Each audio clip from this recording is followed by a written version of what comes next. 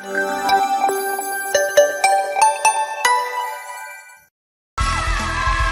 Kim, eto na ang pinakahihintay ng mga tiktropa nating mahilig sa kantahan. Ang pagbabalik ng inabangan nating banggaan ng mga Pilipinong may pusong kampyon.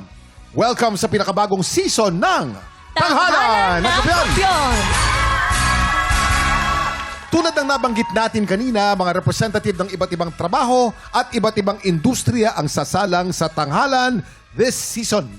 Kaya bilang inspirasyon ng mga kalahok natin, let's welcome back ang kampyon na nagsilbing representative ng mga uniform personnel. Our Season 4 Grand Champion at ang pride ng Philippine Navy, Seaman Second Class, Neil Briones!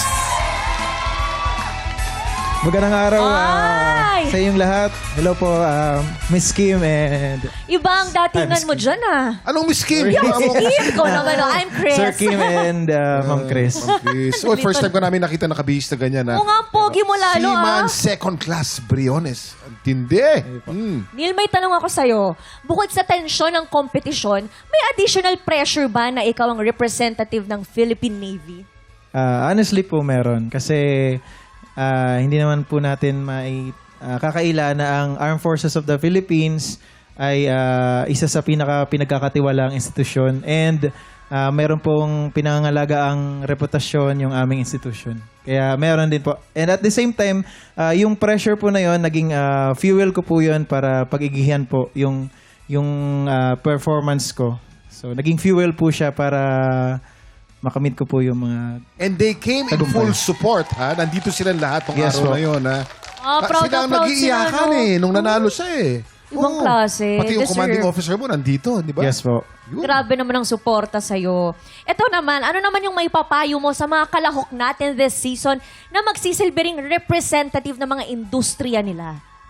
Ang mapapayo ko lang po is be yourself and sing not just to impress but to express and ipakita mo kung sino ka, kung ano yung inire-represent mo.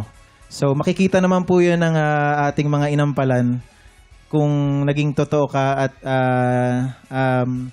may puso yung delivery mo, yung performance mo. Yan. Tama. Maging totoo. Tama yan.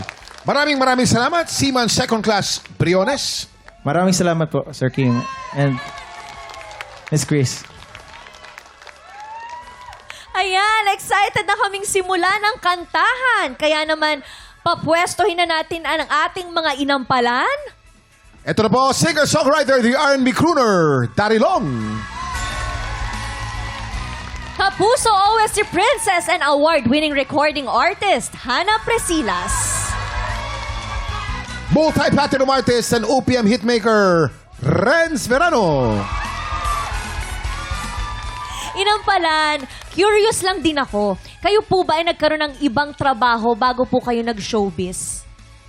Ako, Chris and Kuya Kim, before ako napunta sa music industry, ilang years din akong cartoonist, animator. Ay! Maraming hindi nakakaalam yung mga ibang series sa Cartoon Network. Ikaw yun? Dito, ginagawa sa Pilipinas. Alam, Isa ako sa mga gumagawa. Yeah. Galing mo Galing, talaga. nakaka-proud ka naman sa Thank you, ganyan. thank you. Kuya Kim, nung 13 years old ako, hindi to na medyo malayo dun sa trabaho ko ngayon. Naging band singer ako. 13 years old ako. So, pag walang pasok sa school, yun, kumakanta ako. Talaga palang mga ngawit ka pa mula nung bata Yeah, pa. na eh. talaga. Excited ako dito kay Renz. Ito, marami-rami siguro. Marami-rami.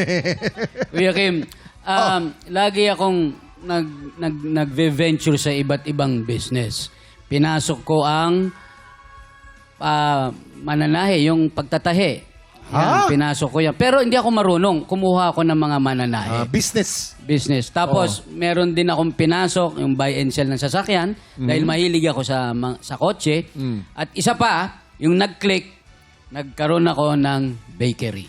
Bakery. Ay, entrepreneur pala tong si Sir Renz. Anong pangalan ng bakery, Renz? Cakes and Ale Bakery. Cakes and Ale. Yan ba yung dinadala mo, Sir Renz, dito na tinapay? Doon ba galing yun? Hindi. Noon Ano pa yun? Kala ko hanggang ngayon may negosyo. Nagdadala ako sa mga iba't ibang iba't ibang tindahan.